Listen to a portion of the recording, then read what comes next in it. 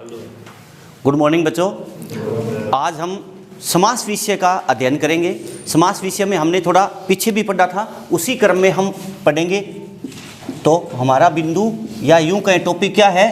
समास है। ठीक है, तो सबसे पहले साधारण रूप में देखा जाए तो क्या है? ये सम प्लस में आस है। तो यहाँ एक उपसर्ग है और एक क्या है? मूल है। ठीक है, अब पहले हमने पढ़ा भी था समास के कितने भेद होते हैं? 4। और समास के कितने भेद भी होते हैं? 6 भी होते हैं। सामान्यतः प्रश्न पूछा जाए तो समास के भेद कितने हैं? 6 ही है। 4 भेद कब होंगे? जब नाम विशेष देगा। इसके अंदर एक ही नाम है, कामता प्रसाद गुरु। कामता प्रसाद गुरु नाम का जो व्यक्ति है, इस व्यक्ति ने क्या किया है? समास 4 ही माने हैं। ठीक है, अब देखिए सीधा जो प्रश्न बनता है उसमें देखा जाए तो पहला हमारा समास कौन सा है? अव्ययभाव। पहला समास कौन सा है? अव्ययभाव समास। दूसरा कौन सा है? तत्पुरुष समास। ठीक है, और तीसरा कौन सा है? द्वंद्व समास। और चौथा बहुव्रीहि समास। ये तो 4 माने कामता प्रसाद ने। इसी के साथ जो ये तत्पुरुष है, इस तत्पुरुष के साथ क्या जुड़ जाता है? यहाँ कर्मधारय और द्विगु समास। तो ये कुल हमारे 6 समास पूरे हो गए। अब हम क्या करेंगे? इस अव्ययभाव समास को विस्तार पूर्वक अध्ययन करेंगे। सबसे महत्वपूर्ण जो है वो अव्ययभाव समास है। चलिए, इसके अव्ययभाव समास के कितने भेद हैं? 3 भेद, यानी 3 भागों में इसको बांटा गया है। क्या है? पहला तो है अव्यव, इसी को क्या कहते हैं? उपसर्ग प्लस में क्या है? संज्ञा। एक भाग तो इसका ये पहला भाग हो गया। और दूसरा भाग है इसके अंदर कौन सा? जो संज्ञा बाद में है तो संज्ञा क्या आ जाएगी? संज्ञा पहले आएगी। संज्ञा प्लस में क्या है? अवयव के, उसके अंदर भी कुछ शब्द है। और तीसरा जो इसका भाग है हमने देखा पुनरावर्ती। कौन सा? पुनरावर्ती वाले जो शब्द हैं वो सारे के सारे किस में आते हैं? अव्ययभाव समास में आते हैं। तो ये 2 भाग तो हमने कल पढ़ लिए थे, पूरे हो गए थे ना। अब बात आती है हमारा जो ये पहला जो भाग है, जो सबसे महत्वपूर्ण भी है। अब देखिए अवयव का मतलब, अवयव का मतलब कि वे उपसर्ग या वे शब्दांश, वे उपसर्ग या वे शब्दांश जो अपना अर्थ नहीं छोड़ते। तो यहाँ शब्द है, इस अवयव का यदि टुकड़ा किया जाए तो क्या होगा? ए व्यय प्लस में क्या होता है? ई, यानी जो खर्चे नहीं हो। तो यहाँ ए उपसर्ग है, व्यय मूल, और ई क्या है? प्रत्यय है। ठीक है, तो ए का अर्थ क्या था? नहीं। व्यय का मतलब खर्च, और ई का अर्थ क्या है? वाला। जो खर्चे नहीं होने वाला, यानी जो अपना अर्थ न छोड़ने वाला है, अर्थ न छोड़ने वाला, ये है इसकी आरंभिक बात। अब हम विस्तार पूर्वक इस अव्ययभाव समास का जो ये पहला भाग है, इस पहले भाग का क्या करेंगे? अध्ययन करेंगे। इसके अंदर हमने पढ़ा था क्या थे कुल? इसके अंदर कुल क्या है? 17 उपसर्ग आते हैं। मुख्य रूप से क्या आते हैं? कुल इसके अंदर 17 उपसर्ग आते हैं। अब इसको हम यहाँ पुनः ऊपर लिखते हैं, अव्ययभाव समास। चलिए, इसका पहले भाग के रूप में देखा जाए तो हमने पहले देखे भी थे। कितने उपसर्ग है? आ, अति, अनु, उप, यथा, यावत, प्रति, वि, नी, और दूसरा नी भी है, विसर्ग वाला भी। नी, सह, सह, सम, सम में मैं क्या है? हलन, सम, भर, बे, बा और हर। ये वो 17 उपसर्ग है जिनसे कोई भी शब्द आरंभ हो वो किस में आएंगे? अव्ययभाव समास में आएंगे। चलिए, इसमें सबसे पहला क्या है? आ उपसर्ग है। तो देखिए आ से क्या बनता है? आ उपसर्ग है। आ का अर्थ क्या होता है? कल भी हमने पढ़ा था, तक, पर्यंत और पूर्णतः, ये भी आता है। और से लेकर और तक तक। अब देखिए आ में से गिनती के शब्द है, जैसे साधारण शब्द आते हैं। जैसे शब्द क्या है? आजीवन, आमरण, आजन्म, आकंठ। और एक ही अच्छा शब्द है, क्या है? आबाल वृद्ध। और दूसरा कौन सा है? आ जानू बाहु। आ जानो बहु, ये दो ही शब्द महत्वपूर्ण है इसके अंदर। अब होगा क्या कि ये जो अर्थ लिखे इनमें से यहाँ क्या होगा, ये जो आरंभ में आ है ये वहाँ से हट जाएगा, ये क्या होगा वहाँ से हट जाएगा और वहाँ इसका क्या लगेगा, अर्थ लगेगा। यहाँ क्या लगेगा, इसका अर्थ लगेगा। ठीक है, तो अर्थ में जैसे आजीवन तो क्या हो जाएगा, जीवन पर्यंत, क्या होगा, जीवन पर्यंत, या यूं कह सकते हो कि जब तक जीवन तब तक। पेपर में ये आ गया तो ये तो क्या है, सामासिक शब्द है, ये क्या है, सामासिक शब्द है। और जीवन पर्यंत क्या हुआ, उसका विग्रह हो गया। ये दे देगा तो ये बताना है और ये दे देगा तो ये बताना है, और इन दोनों को दे देगा। ठीक है, तो सीधा पूछ सकता है इसमें कौन सा समास है। तो आमरण का मतलब मरण तक, आ जन्म क्या हो जाएगा, जन्म तक, या यूं कह सकते हो जब तक जन्म है तब तक। आकंठ, कंठ तक। ठीक है, आबाल वृद्ध, ये सबसे महत्वपूर्ण है, क्या होगा, बालक से लेकर वृद्ध तक। ये है एक वाक्यांश के लिए एक शब्द भी। आबाल वृद्ध, बाल का मतलब क्या है, बालक, तो ये तो क्या है, विग्रह है, ये क्या है, विग्रह, और ये क्या है, समासी के शब्द है। दूसरा शब्द है क्या है, आ जानू बाहु, तो क्या हो जाएगा, जानू से लेकर बाहु तक। आ जानू बाहु वन वर्ड है, क्या अर्थ होगा, जिसकी भुजाएं घुटनों तक लंबी है। तो जानू शब्द का अर्थ क्या होता है, घुटना होता है, और बाहु का अर्थ क्या होता है, भुजा होता है। ये था हमारा अविभाज्य समास। यहाँ से एक ही घुमा के प्रश्न दे सकता है जो हमारे कारक का आता है, क्या नाम है, अपादान कारक, और उसको क्या लिख देगा, वो अपादान लिख देगा। आपसे वो सब शुद्धि में ऐसे शब्द पूछ सकता है, तो ये तो गलत है और ऊपर वाला क्या है, सही है।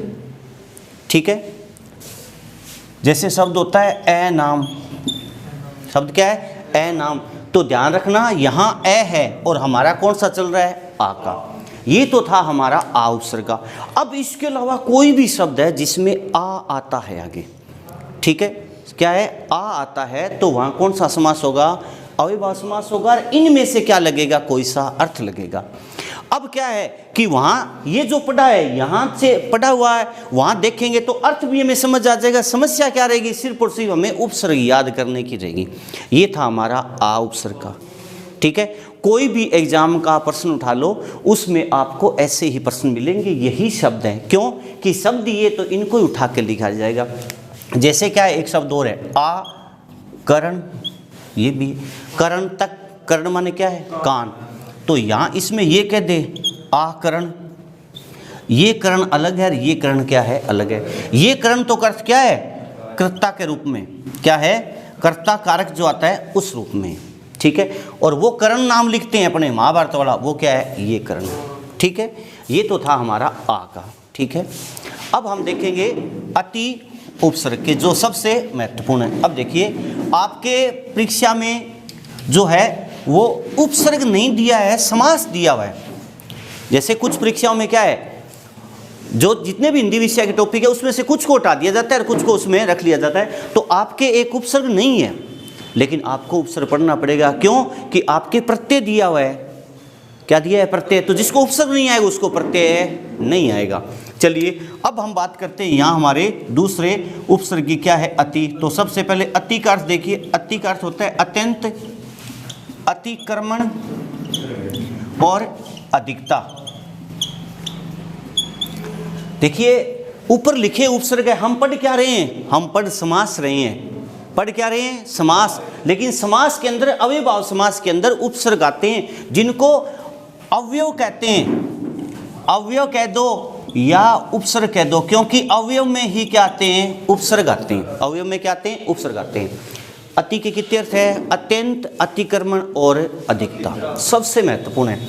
अब देखिए अति, और ये अति, और ए के आगे अध आता है, और ये।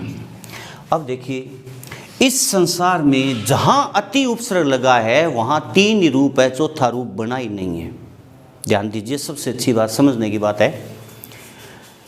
दुनिया में कोई भी शब्द है उसके आगे अति लिख दे, यहाँ एक वर्ण दे दे, यहाँ 2 दे दे, 3 दे दे, 4 दे दे, कोई फर्क नहीं पड़ेगा।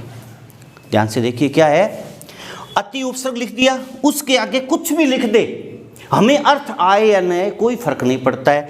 आपसे यदि समास पूछे तो आप क्या करोगे, इस अति को वहां से हटा देंगे और इनमें से जो भी बोलने में सही लगे उसको अर्थ लगा देंगे, और आगे वाला सीधा का सीधा ही पढ़ा रहे, कोई फर्क नहीं पड़ेगा। समास कौन सा हो जाएगा, अविभाज्य समास।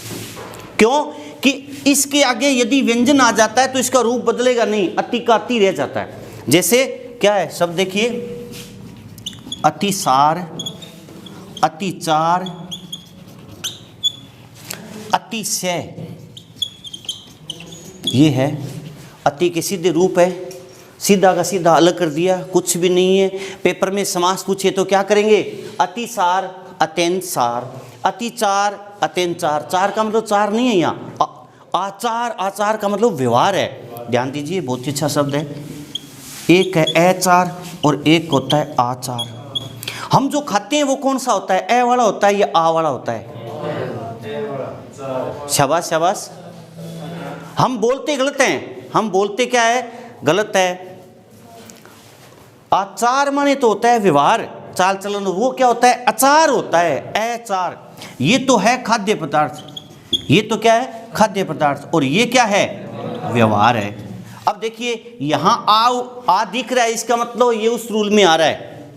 किस रूप में आ रहा है, ऊपर वाले आ में। जैसे आचार का कह दे, उपसर्ग मूल पूछे तो क्या है, आ तो उपसर्ग है, चार क्या है, मूल है। चार का मतलब चार संख्या नहीं है, चार का मतलब क्या है, चार संख्या नहीं है। टुकड़ा करेंगे तो चार ही बताएंगे, लेकिन चार का अर्थ क्या होगा, आचार ही होगा। तो इसमें आ अलग हो गया क्योंकि चार के साथ आ लग जाएगा। तो आचार का मतलब क्या होगा, आचार का अतिक्रमण, आचार का अतिक्रमण, ठीक है। और ये कौन सा है, खाद्य पदार्थ। चलिए अब हमारा क्या चल रहा था, अति बिंदु चल रहा था। अब देखिए जहां ये अति दिखता है, दुनिया का कोई भी शब्द हो, आपको अर्थ आए या नहीं आए कोई फर्क नहीं पड़ता। आपसे पूछ रहा है समास, तो बिना सोचे समझे उसमें अविभाज्य समास बता दूं। क्यों कि ये रूप कब होता है, ये रूप दीर्घ स्वर संधि में होता है, उसकी मात्रा बदल जाती है। बहुत ही अच्छे शब्द है, अतीव, अतीत, अतीन्द्रिय, ये शब्द है, परीक्षा की दृष्टि से बहुत ही महत्वपूर्ण है। इसकी मात्रा बदल गई, रूप बदल गया। क्यों कि ध्यान दे, दुनिया में ये रूप है नहीं, रूप तो कौन सा है, ये वाला ही है। ये मात्रा बदली कैसे है, दीर्घ स्वर संधि होने से बदली, और हमारे दिमाग में चलता है कि शायद ये रूप है। आपसे क्या पूछेगा समास, तो जहां ऐसे शब्द आ जाए अतिव, अब इनमें से कोई अर्थ लगेगा, यहाँ इनमें से क्या लगेगा, कोई अर्थ है। समास विग्रह क्या होगा, अतिसार, तो क्या होगा, अत्यंत सार, सॉरी अतीव है, अत्यंत इव, अत्यंत इव।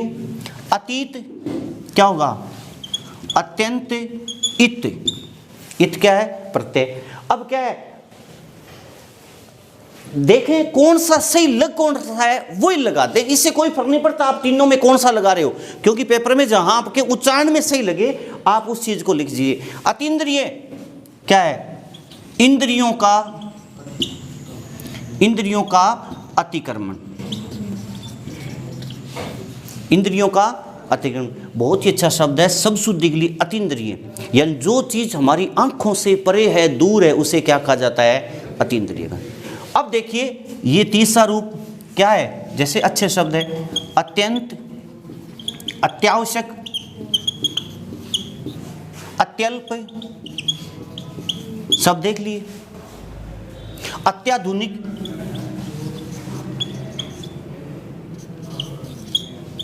इसका मतलब क्या है, ए के आगे अद आता है और क्या दिख रहा है, यह दिख रहा है। ध्यान रहे यहां होंगे यण संधि वाले उदाहरण। क्यों कि मूल तो था अति, लेकिन वहां से स्वर गायब होकर उसका क्या हो गया, यह बन गया, इसलिए उसके रूप बदल गए। तो अब हमें दिखाई कुछ दे रहा है, पढ़ा हमने अति उपसर्ग के रूप में, किस में आता है, अविभाज्य समास में आता है, लेकिन यहाँ रूप क्या उसका बदला हुआ है। फिर भी समास कौन सा होगा, अव्ययभाव समास ही होगा। यहां से हम आगे वाले इस भाग को क्या करेंगे, हटा लेंगे और इन ऊपर वाले तीनों में से कोई सा अर्थ लगा देंगे। एक बात तो ये। दूसरी बात, हमें इसका टुकड़ा भी आना चाहिए, तभी हमारे से होगा। अत्यंत के अंदर क्या है, अब यहीं इसी साथ में संधि, अति प्लस में क्या है, अंत है। अति प्लस में क्या है, अंत है। तो यहां से अति को तो टाल लेंगे और वो ऊपर वाला वहां से कोई अर्थ ले आएंगे। क्या हो जाएगा, अत्यंत अंत या अंत की अधिकता। क्या हो जाएगा, अंत की अधिकता। अत्यावश्यक तो टुकड़ा क्या हुआ, अति प्लस में आवश्यक। जब हम टुकड़ा कर लेंगे तभी इसका समास विग्रह हो जाएगा। क्या है, अत्यंत, अति का देखो तीनों में से कौन सा बोलने में सुविधा रहती है, जो सही लगता है, तो क्या हो जाएगा, अत्यंत आवश्यक, तो उसको अत्यावश्यक कह दे। अत्यल्प तो क्या हो जाएगा, अति प्लस में अल्प हुआ। अब क्या कर रहे हैं, समास विग्रह करना है, तो क्या करेंगे, अत्यंत अल्प। जहां अत्यंत अल्प लिखा होगा वो क्या हो जाएगा, उसका समास विग्रह हो जाएगा। और यहां क्या हो जाएगा, अत्यंत, क्या हो जाएगा, अत्यंत आवश्यक है, ठीक है। और यहां क्या हो जाएगा, अंत की अधिकता, अंत की अधिकता। अत्याधुनिक टुकड़ा क्या हो जाएगा, अति प्लस में आधुनिक।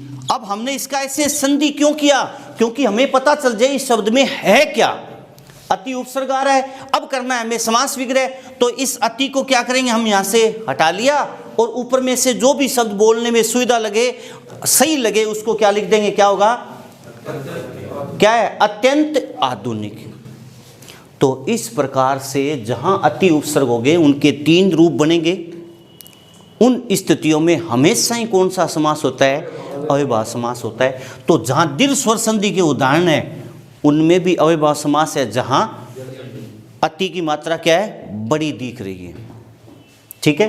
तो यहाँ अतीत और अतीव और अतीन्द्रिय ये बहुत तीनों ही अच्छे शब्द है। आपसे संधि में भी आप उदाहरण देखोगे, पीछे के उठा के पेपर देखोगे, आपको हर हालत में ही मिलेंगे। क्यों कि वही परीक्षा में दिए जाते हैं जो शब्दों के रूप बदले हुए।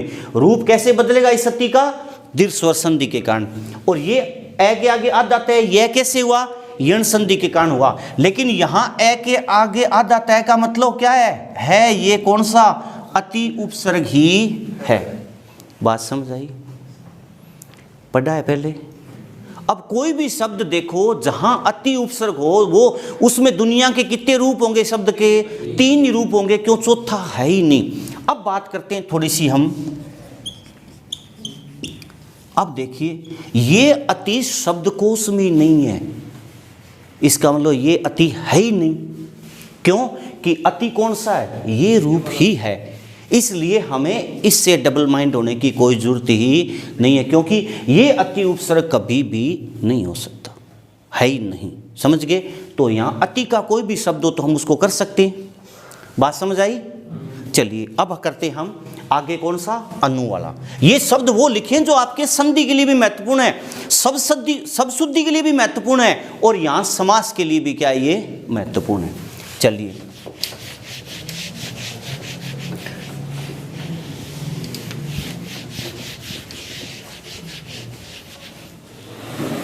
हाँ जी, अति का कर लिया। अब देखिए अनु का, ये सबसे इंपॉर्टेंट है जी, सब शुद्धि के लिए और समास के लिए, और एक वाक्यांश के लिए एक शब्द में भी इसके शब्द आते हैं। चलिए सबसे पहले देखिए, यहाँ हम लिखते हैं इस अनु को। इस अनु का अर्थ होता है छोटा, पश्चात, अनुसार, प्रत्येक और समीप। कितने अर्थ है इसके, 5 अर्थ है। अब दुनिया का कोई भी शब्द है, इन 5 में से घूम के आ जाए जहां अनु का है। अब देखिए सबसे बड़ी बात, ये अनु कहीं भी है तो यहां कुछ नहीं, ये एक नाम है लड़की का। इसके अलावा शब्दकोश में ऐसे सिंगल अनु कहीं भी नहीं है। अब क्या होगा, जब आपसे समास के लिए या संधि की बात आती है तो इसके आगे कुछ ना कुछ लिखा है तो उसकी मात्रा बदल गई। जैसे मैं बता दूं, हम अनु कर रहे हैं तो दुनिया का कोई शब्द है, या तो इस नु की मात्रा बड़ी मिल सकती है, जहां मात्रा बड़ी मिलेगी इसका मतलब वो बड़ी मात्रा किससे हुई है, दीर्घ स्वर संधि से हुई है। क्यों कि बड़ी मात्रा का तो दुनिया में कोई और शब्द ही नहीं है, एक अनु ही है। अनु नाम विशेष होता है, बाकी कहाँ चलता है, अनु ही चलता है। अब दूसरी बात, ए के आगे आधा न और इसके आगे यहाँ कुछ भी लिख दे और मुख्य रूप से क्या होगा, यहाँ यह ही आता है, तो वहाँ कौन सी हो जाती है, यण संधि होती है। कैसे, इस अनु के कारण, क्योंकि ए के आगे नु जो था उससे क्या है, यह और वह वाली जो स्टेज आती है उसके अंदर ऐसा होता है नु की मात्रा।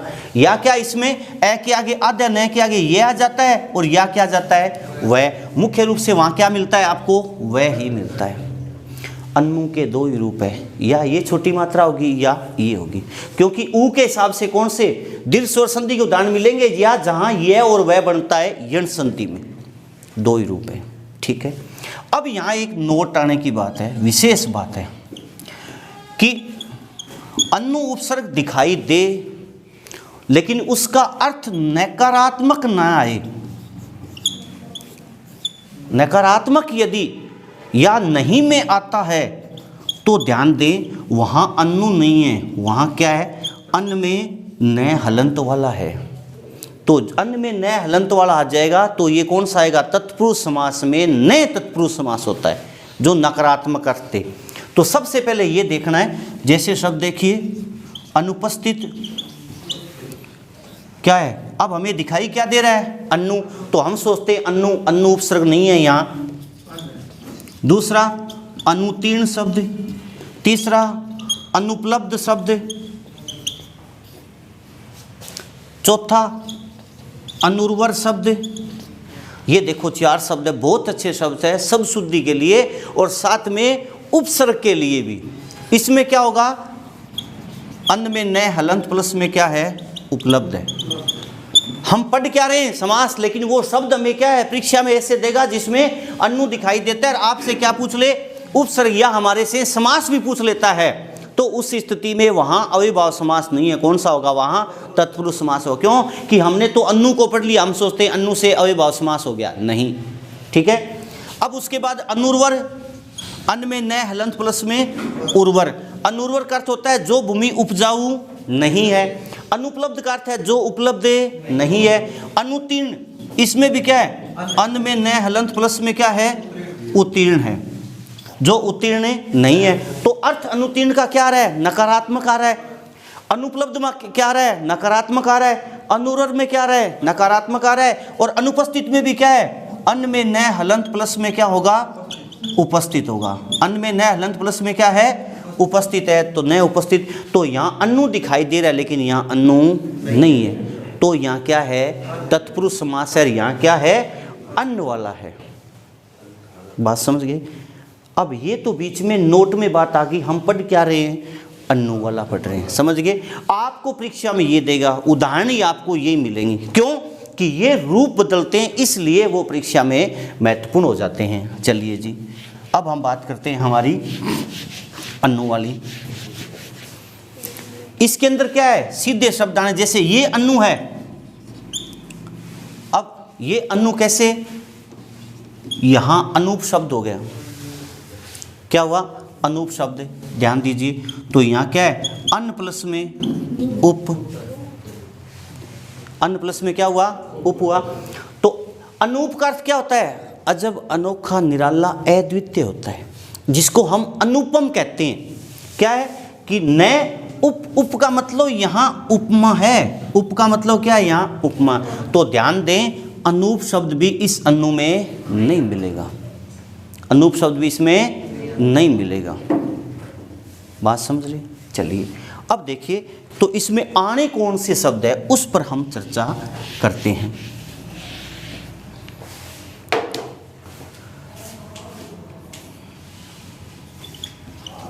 अनु दिन, क्या है, अनु दिन, ये नहीं मिलेंगे, कौन से होंगे, इस अनु वाले। अनु दिन, अनुपल, अनुभाग, अनुमान, अनुसार और अनुचर और गंग और अनु हरि, और क्या है अनु हरि। तो अब ये शब्द आ जाए अनु हरि, आपसे पूछे समास क्या है तो क्या होगा हरि के समीप। क्या होगा हरि के समीप, ऊपर समीप पर दिया ना। अनुगंग समास विग्रह क्या हो जाएगा गंगा के समीप। क्या हो गया गंगा के समीप। तो इसमें भी क्या है यहाँ ऐसे क्या लगा हो सकता है, कार की व्यक्ति लगा सकता है। क्यों समास में क्या है कार की व्यक्ति लगती है और हटती है, कुछ में लगती है और कुछ में न लगती, सेंटेंस पूरा हो जाए तो जरूरत नहीं होती। अनुसार तो क्या हो जाएगा सार के अनुसार, ये हो गया समास विग्रह। और ये क्या है समासी के शब्द, जिसे क्या कहते हैं समस्त पद भी इसे कहते हैं। क्या कहते हैं समासिक शब्द कह दो, समस्त पद कह दो। अनुमान तो क्या हो जाएगा मान के अनुसार। मान का मतलब क्या होता है, मान का मतलब होता है मानना, भी मानने के अनुसार। तो पेपर में मानने के अनुसार लिखा तो भी सही है, मान का मतलब क्या है मानना ही है। अनुचर, चर का अर्थ क्या होता है चलना है, यहाँ वो चार है जिसको हम आचार कह रहे थे जो पीछे पड़ा था। अनुचर क्या है चर के अनुसार। चर का मतलब यहाँ चलना आचरण है, पीछे चलने के लिए भी कहा जाता है। अनुदिन तो टुकड़ा क्या हो जाएगा प्रत्येक दिन, ये इसका समास विग्रह हो गया। अनुपल तो क्या हो जाएगा प्रत्येक पल। और अनुभाग क्या हो जाएगा छोटा भाग। अनुभाग का क्या हो जाएगा छोटा भाग। बात समझ आई, ये था तुम्हारा इस प्रकार से। अब बात आती है ये शब्द ए के आगे आधा न, ए के आगे आधा न, तो यहाँ ऊ कट होकर क्या बनता है यण, यण संधि के अंदर शब्द आते हैं। कौन सा शब्द होगा देखिए अन्वय। क्या है शब्द, क्या है बहुत ही अच्छा शब्द है अन्वय। तो क्या हो जाएगा अनु प्लस में ए होगा, अनु प्लस में क्या होगा ए। क्यों कि ऊर ए मिलकर क्या हो गया वह बन गया यण संधि के अंदर, ऊर ए मिलकर क्या हुआ वह हुआ। बहुत ही अच्छा शब्द है। अब बात आती है हम समास करें तो इसका विग्रह कैसे करें। इस अनु को तो वहां से हम हटा लेंगे, ठीक है, और इस ए को क्या है जोड़ के पूरा करना। अब अपने सोचते हैं ए का क्या अर्थ होता है। अब अर्थ हमें आए न, क्योंकि वो तो हमारे से समास विग्रह करवा रहा है, ठीक है। तो क्या हो जाएगा आय के अनुसार। अन्वय का अर्थ क्या होता है, वैसे तो टुकड़ा होता है, खंड को कहते हैं, ठीक है, क्या कहते हैं टुकड़ा या खंड को कहते हैं। तो ये था तुम्हारा अनु का। पेपर में जब अनु का देता है तो वो आपसे अन्न वाले उदाहरण दे देता है, तो उसमें इसके वाहन न पूछकर आपसे सब शुद्धि के हिसाब से या उपसर्ग या प्रत्येक टुकड़े करवाने में पूछ लेते हैं, ठीक है। ये था तुम्हारा अनु का, ठीक है। अब बात आती है आपके आगे का जो उपसर्ग है वो कौन सा है उप।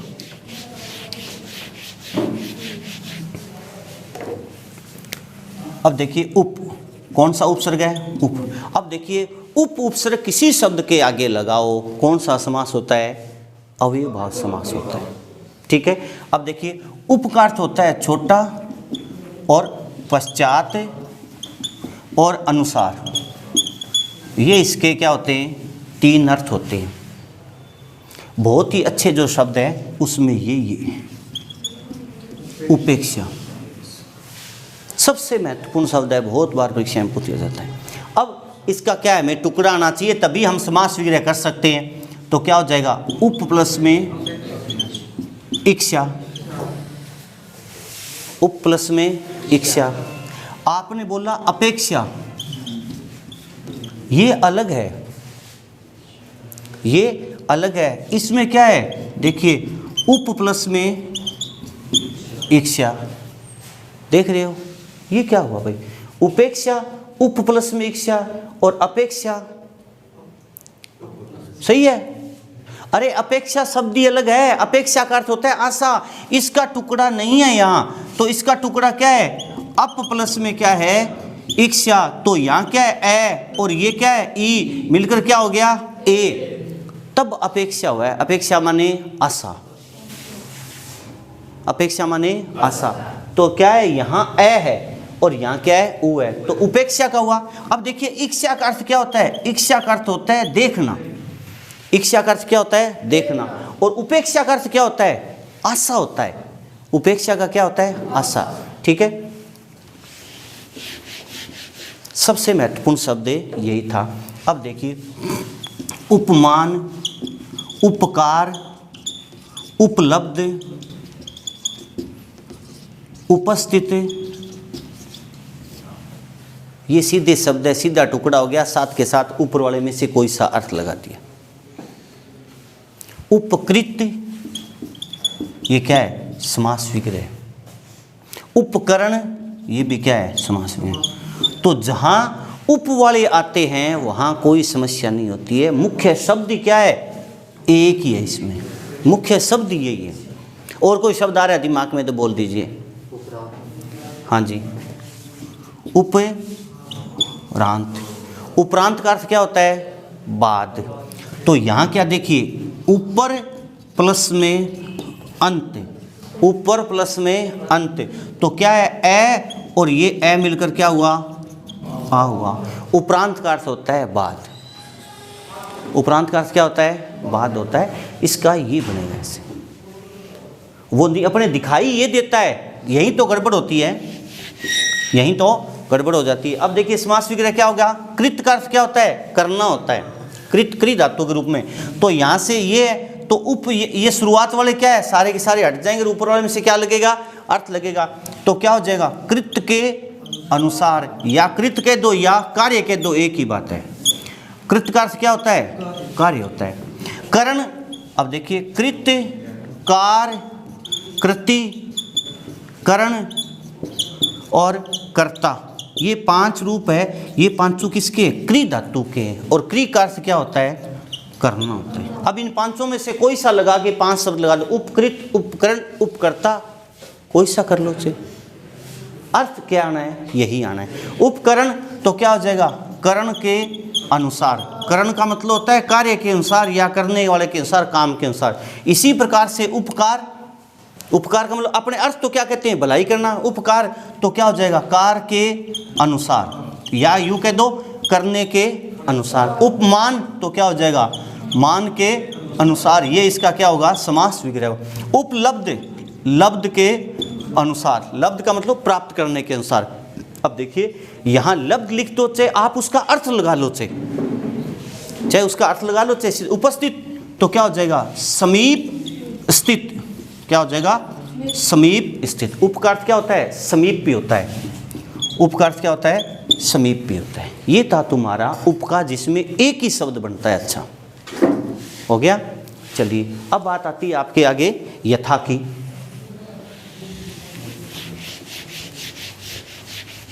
एक बार इस हिसाब से आप पढ़ेंगे तो फिर आपके गलत नहीं होगा, समय तो लगेगा इसमें। अब देखिए यथा, यथा उपसर्ग है, यथा से जो भी शब्द आरंभ हो वहाँ कौन सा समास होता है, अव्ययभाव समास होता है। यथा का मतलब क्या होता है, जैसा या जैसी, जैसा या जैसी। एक ही शब्द है इसमें, यथार्थ, और दूसरा है यथा निर्दिष्ट। मुख्य शब्द इसमें एक ही है जो परीक्षा की दृष्टि से महत्वपूर्ण है। यथार्थ तो सबसे पहले हम इसका टुकड़ा करें तो क्या हुआ, यथा प्लस में अर्थ, ये हुआ। अब देखते हैं इसका समास विग्रह। तो यथा का जैसा जैसी तो क्या हो जाएगा, जैसा जैसा अर्थ। लो जी, एक ही शब्द है ये। अब उसके बाद में यथा निर्दिष्ट, निर्दिष्ट का अर्थ होता है दिखाई देना, जैसा निर्दिष्ट, जैसा निर्दिष्ट। भाई आप उसका अर्थ लिख दो, चाहे वो यदि निर्दिष्ट नहीं है, दिखाई देना दिया है तो दिखाई देना करो, अन्यथा जो पेपर में शब्द आया उसको उसी में मानना होता है।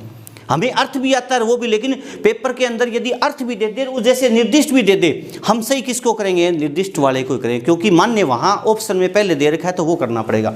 अब जैसे इसी में शब्द आता है कुछ नहीं, यथा कर्म, यथा शक्ति, यथा कुछ नहीं, सीधे है, यहाँ कोई संधि का सिस्टम नहीं। संधि वाला शब्द इसमें क्या बन रहा है, एक ही बन रहा है, बस एक ही शब्द महत्वपूर्ण है। यथा कर्म समास विग्रह क्या हो जाएगा, जैसा कर्म। यथा शक्ति क्या हो जाएगा, जैसी शक्ति। ये हो गया इसका समास विग्रह। इंपॉर्टेंट इसमें क्या है, एक ही शब्द है यथार्थ। जैसा अर्थ, कौन सा समास हुआ? अव्ययभाव समास। चलिए अब है यावत। यावत में क्या होता है? हलंत है। यावत का भी क्या होता है? तक और पर्यंत, से लेकर और तक, ये अर्थ आते हैं। बहुत ही अच्छा शब्द है याव जीवन, सबसे इंपॉर्टेंट शब्द है। ध्यान दें, दो चय एक आधा एक पूरा, दो जय एक आधा या पूरा या दोनों ही आधे, जैसे उज्ज्वल शब्द में आते हैं। दो लय एक आधा एक पूरा, दो टय एक आधा एक पूरा, दो डय एक आधा और एक पूरा। इस प्रकार से यदि हो तो ये पहले वाला हट जाता है और उसके स्थान पर क्या हो जाता है? तय हो जाता है। क्यों? वो गिनती के शब्द है, उपसर्ग है। सत्य, उत और तत् अधिकतर परीक्षाओं में मिलते हैं। अब यहाँ चक्कर क्या है? गाइडों में कहीं कुछ गलत दिया हो सकता है। ध्यान दीजिए, दो स्थिति होती है, एक होता है सद, एक होता है उद और एक होता है तद। ध्यान दें, ये संस्कृत के अंदर मान्य है और ये हिंदी के अंदर मान्य है। चाहे आपके दोनों ही ऑप्शन में दे दे, हम सही किसको करेंगे? ये तय वाले ही करने हैं हमें सही। क्यों? कि ये तो संस्कृत में है, हिंदी में कौन से हैं? ये टुकड़ा करेंगे। ध्यान रखना, अधिकतर परीक्षाओं में आपको मिलेगा जैसे सत से संधि शब्द है तो उसमें तय और दय के दोनों विग्रह वो दे देगा, संधि में दे देता है और किस में देता है? समास में भी दे देता है। तो सही कौन से हैं? हिंदी में। तो हम इनको सही करेंगे, इनको क्या करेंगे? गलत करेंगे। समझ गए? अब यहाँ कौन सा है? याव जीवन। इसका मतलब मैंने क्या बताया? दो जय आ जाए, एक आधा एक पूरा या दोनों आधे। समझ गए? वहाँ कौन सा टुकड़े के हिसाब से हो रहा है? क्या शब्द क्या है? उपसर्ग क्या है? वहाँ अवयव क्या है? यावती है। यावत जीवन, तो टुकड़ा क्या करेंगे? यावत तो लिखेंगे नहीं, उसका क्या आएगा? वहाँ अर्थ आएगा। क्या है? जीवन पर्यंत। क्या है? जीवन पर्यंत। दूसरा शब्द है यावत समुद्र। यावत समुद्र, हम क्या बोलते हैं? समुद्र। समुद्र नहीं होता है, समुद्र होता है। यावत समुद्र, समुद्र पर्यंत। बात समझिए, मुख्य शब्द इसके अंदर एक ही है। ठीक है, ये था आपका यावत का। ठीक है, अब आता है सबसे महत्वपूर्ण आपका अगला महत्वपूर्ण प्रति। ये सबसे महत्वपूर्ण आपके संधि के लिए और समास के लिए दोनों में महत्वपूर्ण है। प्रति, प्रति का अर्थ होता है प्रत्येक, दूसरा, बदले में और सामने। ये क्या इसके अर्थ है? ठीक है, बहुत ही महत्वपूर्ण है। दुनिया का कोई भी शब्द हो उसके आगे ये प्रति, इसके आगे कुछ भी लिख दिया, इसका मतलब वहाँ सीधे दो शब्दों को मिलाया गया है। हम उसको अलग कर देंगे, प्रति को हटाकर उसके ऊपर वाला अर्थ लिख देंगे और बाकी को सीधा लिख लेंगे, समास विग्रह हो गया जी। दूसरी बात सबसे जो महत्वपूर्ण है, कोई भी शब्द हो उसके आगे प्रति की मात्रा ऐसे कर दी। और तीसरा जो रूप होता है प्र, आगे आद आता है और ये, जहाँ ये होगा वहाँ यण संधि वाले उदाहरण है, जहाँ ये है वो दीर्घ स्वर संधि का उदाहरण है, और जहाँ ये है वहाँ क्या है? संयोग है, यानी दो शब्दों को सिर्फ और सिर्फ जोड़ा गया है, कुछ भी नहीं है। आपसे यही पूछेगा वो, समास पूछे चाहे संधि पूछे। अब देखिए, दुनिया का कोई भी शब्द हो उसमें इस प्रति के आगे एक वर्ण लिख दे, दो वर्ण लिख दे, तीन लिख दे, कोई फर्क नहीं पड़ता है। आपको अर्थ आए या नहीं उससे भी कोई फर्क नहीं पड़ता है। आप सीधा टुकड़ा करके आगे वाले को हटा देंगे और इनमें ऊपर में से जो भी अर्थ सेट होता है उसको लिख देंगे। इसी प्रकार से इसमें अब ये है, इसकी मात्रा ऐसे भी लगा दे, ये भी लगा दे, यहाँ भी कुछ लिख दे, चाहे यहाँ भी कुछ लिख दे। जैसे शब्द देखिए, बहुत ही अच्छा शब्द है प्रत्युपकार, प्रत्युत्तर, प्रत्युत्पन्नमति, ये तो लंबा हो जाता है, छोड़ो। प्रत्यक्ष, प्रत्यावर्तन, दिख रहे हैं रूप, यही शब्द आपको परीक्षा में देगा वो। प्रत्युत्तर तो टुकड़ा क्या हो जाएगा? प्रति प्लस में उत्तर, ये तो हुआ टुकड़ा जिसको संधि विच्छेद भी कहते हैं। कौन सी संधि है? यण संधि। तो क्या होगा? प्रत्युत्तर बदले में उत्तर, ये क्या हो गया, उसका समास विग्रह हो गया। प्रत्युपकार, टुकड़ा क्या हुआ, प्रति प्लस में उपकार, क्योंकि ये बिना टुकड़े के हम उसका समास विग्रह नहीं कर सकते। प्रत्युपकार क्या हो गया, हाँ, बदले में उपकार, तो ये क्या हो जाएगा, इसका समास विग्रह, बदले में उपकार हो गया। प्रत्यक्ष बहुत ही अच्छा शब्द है, अक्ष के सामने या अक्षी के सामने, अक्ष कहें तो प्रत्यक्ष, तो क्या हो जाएगा, अक्ष के सामने। और यदि दे अक्षी लिखा हो जाए तो ध्यान रखना सही ये है, अक्षी के सामने, अक्षी का अर्थ होता है आंख, आंख के सामने, ठीक है। प्रत्यावर्तन तो क्या हो जाएगा, बदले में आवर्तन, आवर्तन का अर्थ होता है लौटना, आवर्तन का अर्थ क्या होता है, लौटना। अब देखिए ये बहुत ही अच्छे शब्द हैं, प्रतीक, प्रतीत, और अगला जो शब्द है सबसे अच्छा, प्रतीक्षा। बस जी यही महत्वपूर्ण आपके, प्रतीक पहले टुकड़ा आना चाहिए, तो क्या हो जाएगा, प्रति प्लस में इक, प्रति प्लस में इक।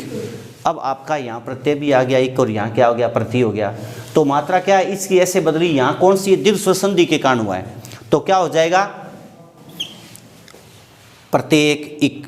प्रतीक माने वैसे तो पहचान होता है। अब ध्यान दीजिए, दुनिया में जितने भी शब्द हैं उनके टुकड़े करें, जरूरी नहीं है वो उसके अंदर अर्थ है वो अर्थ आ जाए, ये जरूरी नहीं होता है। किसी शब्द का अर्थ अलग है और टुकड़ा करने पर वो उसमें अर्थ प्रकट कई बार नहीं होता है, तो उससे ये नहीं सोचना चाहिए कि वो हमारा सही नहीं है, वो है सही, लेकिन हमेशा टुकड़ा करने पर उसमें हमेशा ही वो अर्थ आए, ये जरूरी नहीं है। क्यों समस्या आती है, क्योंकि हर एक शब्द के अर्थ बहुत सारे होते हैं, हमें सारे आते नहीं, इसलिए हमें लगता है कि शायद ये गलत है, वो गलत नहीं होता है, वो सही होता है। चलिए प्रतीक तो क्या हो जाएगा, अब इसमें से कौन सा सही लगता है, प्रत्येक इक, जो प्रतीक